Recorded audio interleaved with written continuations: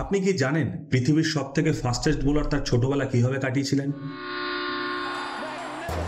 ছোটবেলায় সোজা হয়ে দাঁড়ানোর মতো না ছিল তার শারীরিক সক্ষমতা, আর দুবেলা খাবার মতো ছিল না তার আর্থিক সচ্ছলতা, আর না ছিল তার মাথার উপর ছাদ। এই গল্পটা হলো এমন একজন ছেলের নামে যার নাম তার মৃত ভাইয়ের নামে রাখা হয়েছিল।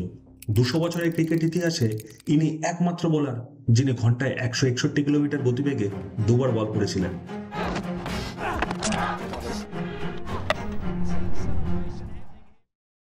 13ই আগস্ট 1975 রাওয়ালপিন্ডির কাছে একটা ছোট্ট বস্তিতে একটি শিশুর জন্ম হয় যার নাম শোয়েব রাখা হয়। তার বাবার নাম ছিল মোহাম্মদ আক্তার, তিনি সিকিউরিটি গার্ডের কাজ করতেন, আর মা হামিদা আওয়ান একজন সাধারণ গৃহবধূ ছিলেন।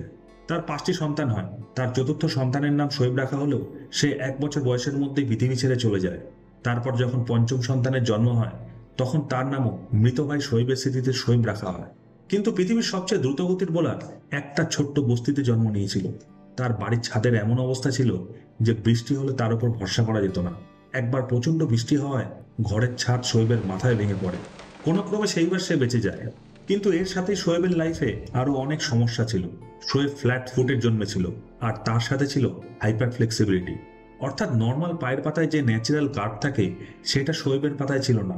এই ন্যাচারাল কার্ভই মানুষের চলাফেরা করতে, পায়ের ব্যালেন্স মেনটেন করতে সাহায্য করে। 6 বছর বয়স পর্যন্ত শোয়েব সোজা হয়ে দাঁড়াতে পারত না। জন্মের পরেই ডাক্তার তার মাকে বলে দিয়েছিলেন, হাঁটুতে হাইপার ফ্লেক্সিবিলিটির জন্য আপনার ছেলে কোনো দিনই সোজা হয়ে হাঁটতে পারবে না, সারা জীবন হাফ ডিসেবল হয়ে কাটাতে হবে। আপনি একবার কল্পনা করুন, পৃথিবীর সবচেয়ে ফাস্টেস্ট আর ডেঞ্জারাস বোলার এমন একটা ছেলে ছিল যে কিনা ছোটবেলা ঠিকমতো হাঁটতেও পারতো না। শোয়েবের যখন 3 বছর বয়স ছিল তখন হুপিং কাফ হয়।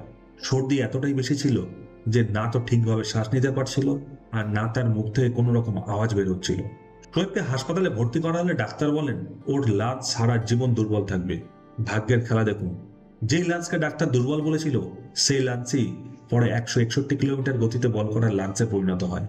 একটা সময় শোয়েবের শারীরিক অবস্থার এতটাই অবনতি হয়েছিল যে তার মায়ের কাছে ওষুধ কেনার মতো কোনো টাকাও ছিল না।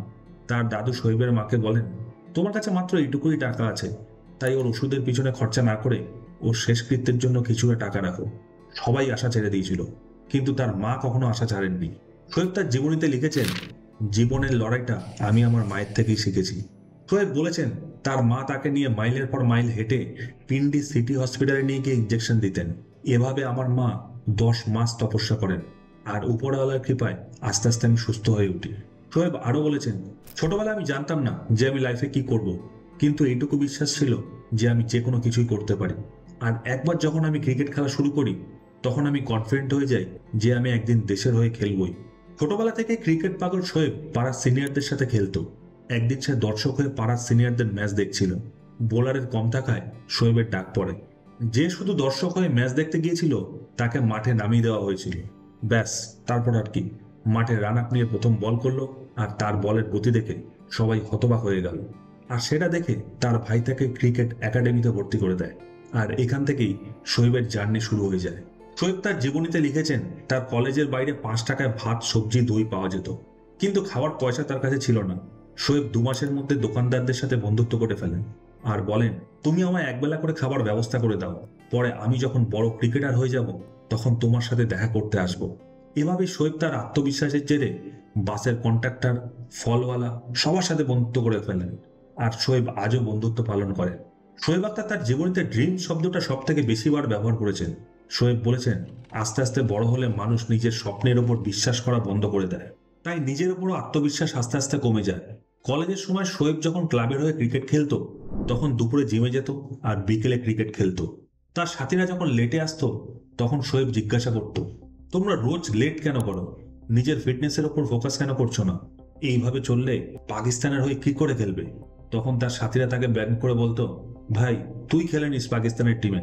শোয়েব বলেন, আমার কখনোই সন্দেহ হয়নি যে আমি পাকিস্তানের হয়ে খেলতে পারবো না। পাকিস্তান ক্রিকেট একাডেমির ক্যাম্প লাহোরে বসেছিল।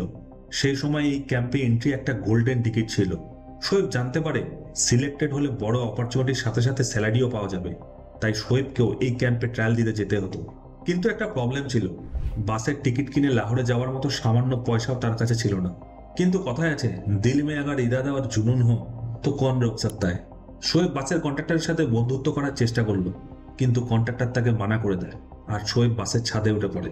শোয়েব জীবনীতে লিখেছেন, শোয়েব কন্ট্রাক্টরকে বলেন, যতক্ষণ তোমার বাস চলবে আমি তোমার বাসের ছাদে থাকবো। আর হলো সেটাই। বাস থামতেই কন্ট্রাক্টর বাসের ছাদ থেকে শোয়েবকে নামিয়ে দিতেন। আবার বাস চলা শুরু করলেই শোয়েব দৌড়ে গিয়ে বাসের ছাদে উঠে পড়তেন।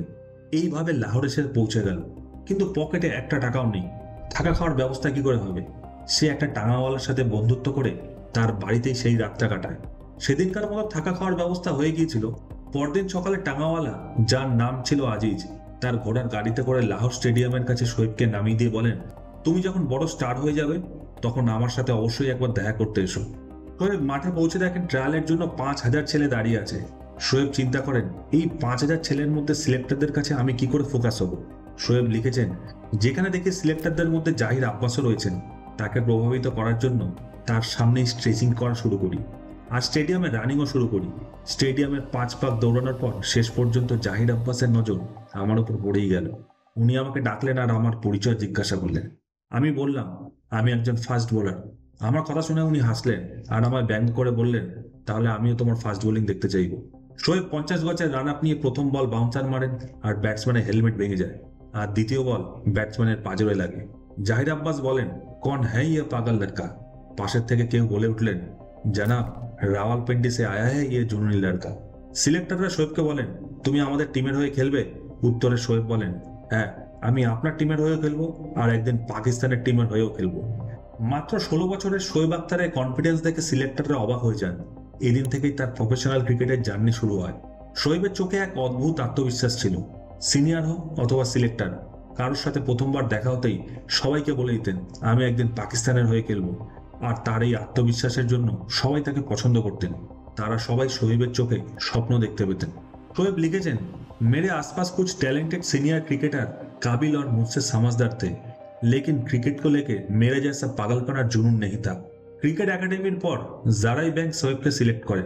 শোয়েব 133টা ফার্স্ট ক্লাস ম্যাচ খেলে, যার মধ্যে 26.26 অ্যাভারেজে 467টা উইকেট নেন, যার মধ্যে 28 বার 5টা করে উইকেট নেন আর 2 বার 10টা করে উইকেট নেন। আর এইভাবেই লিস্ট এ ম্যাচে 221টা খেলেন, যার মধ্যে 25.21 অ্যাভারেজে 338টা উইকেট নেন, যার মধ্যে 7 বার 5টা করে উইকেট নেন। এটা তো সবেমাত্র শুরু ছিল। শোয়েব তার জীবনীতে লিখেছেন, 1995-এ পিআইয়ের হয়ে ক্রিকেট খেলা আমি বন্ধ করে দিয়েছিলাম, কারণ ওরা আমাকে কোনো অফিসিয়াল ম্যাচ খেলাচ্ছিল না।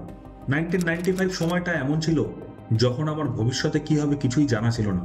তখন প্রতিদিন রাত 3টায় উঠে 20 কিলোমিটার রানিং করে 5:30টায় বাড়ি আসতাম।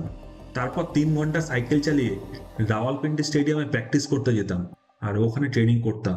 তার মা জিজ্ঞাসা করতো, তোকে কোন জিনিসটা এত অস্থির করে তুলছে যে তুই নিজেকে এত কষ্ট দিচ্ছিস? কিন্তু আমি চুপ থেকে পাগলের মতো ট্রেনিং করে যেতাম। 29শে নভেম্বর 1997 শোয়েব তার হোম গ্রাউন্ডে রাওয়ালপিন্ডিতে ওয়েস্ট ইন্ডিজের এগেনস্টে টেস্টে ডেবিউ করেন। এই ম্যাচে শোয়েব 22 ওভারে 68 রান দিয়ে 2টো উইকেট নেন। 1998-এ জিম্বাবুয়ে এগেনস্টে শোয়েব ওডিআইতে ডেবিউ করেন। এরপর 1999-এ শোয়েব ইন্ডিয়া ট্যুর করে রাতারাতি পাকিস্তানের সেলিব্রিটি হয়ে ওঠেন। কলকাতার ইডেন গার্ডেনে টেস্ট চ্যাম্পিয়নশিপে রাহুল দ্রাবিড় এবং সচিন তেন্ডুলকর দুজনকেই বোল্ড করেন। শোয়েব দেশে ফিরলে আমজনতা তাকে কাঁধে উঠিয়ে নেন। এই ম্যাচে সেকেন্ড ইনিংসে সচিন রান নিচ্ছিলেন আর শোয়েব সামনে এসে যাওয়ায় সচিন রান আউট হয়ে যান। দর্শকরা মনে করেন এটা শোয়েব ইচ্ছাকৃতভাবেই করেছেন। দর্শকরা এতটাই ক্ষিপ্ত হয়ে যান যে স্টেডিয়ামে আগুন লাগিয়ে দেয়। ম্যাচ বন্ধ হয়ে যায়। এরপর স্টেডিয়াম ক্লিন করে দর্শক শূন্য আসনে ইডেন গার্ডেনে আবার ম্যাচ শুরু হয়। ইংল্যান্ডে 1999 ওয়ার্ল্ড কাপে শোয়েব 10টা ম্যাচ খেলে 16টা উইকেট নেন। প্রত্যেকটা টিম শোয়েবকে ভয় পেত। শোয়েবের বোলিং অ্যাকশন, বোলিং স্পিড প্রত্যেকটা টিমের কাছে নাইটমেয়ারে পরিণত হয়েছিল। সেম ইয়ার 1999 অস্ট্রেলিয়া ট্যুরে শোয়েব বড় ঝটকা পান। নিউজিল্যান্ডের আম্পায়ার স্টিভ ডানি শোয়েবের বোলিং অ্যাকশন নিয়ে আইসিসিতে রিপোর্ট করেন। এরপর শোয়েব মেকানিক ল্যাবে গিয়ে অ্যাকশন অ্যানালিসিস করে ক্লিন চিট নিয়ে আবার মাঠে ফেরেন। চলুন এবার জানা যাক শোয়েব আখতার ঘন্টায় 161.3 কিলোমিটার গতিবেগে বল করার জন্য নিজেকে কিভাবে তৈরি করেছিলেন। সাকসেস তো সবার নজরেই আসে, কিন্তু তার পেছনে ডেডিকেশন আর স্যাক্রিফাইস অজানাই থেকে যায়। শোয়েব আখতার তার ট্রেনিং এর লোয়ার মাসেল স্ট্রং করার জন্য ট্রাকের টায়ার দড়ি দিয়ে কোমরে বেঁধে দৌড়াতেন। তাতেও কাজ না হয় 4 চাকা গাড়ি দড়ি দিয়ে কোমরে বেঁধে টানতেন। এতেও কাজ না হয় বড় ট্রাক চেন দিয়ে কোমরে বেঁধে 5 থেকে 7 কিলোমিটার পর্যন্ত টানতেন।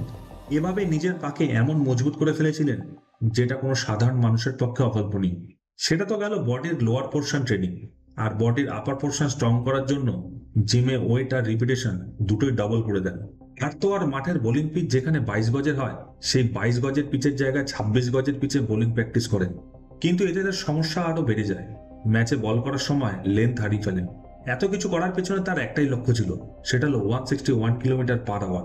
এরপর 2003 ওয়ার্ল্ড কাপ 22 ফেব্রুয়ারি কেপটাউনে ইংল্যান্ডের বিরুদ্ধে ম্যাচে 161.3 কিলোমিটার গতিবেগে বল করে হিস্ট্রি ক্রিয়েট করেন পৃথিবীর সবচেয়ে দ্রুতগতির বোলার শোয়েব আখতার। শোয়েব বলেন, ছোটবেলা থেকে আমি যাই করেছি স্টারের মতো করেছি, কারণ ছোটবেলা থেকেই আমার স্বপ্নের ওপর কনফিডেন্স ছিল। তাই আমি কখনোই স্বপ্ন দেখা বন্ধ করিনি, নিজের ওপর বিলিভ করতে তাই কখনোই অসুবিধা হয়নি। চলুন এবার জানা যাক শোয়েব আখতারের নাম রাওয়ালপিন্ডি এক্সপ্রেস কি করে হলো।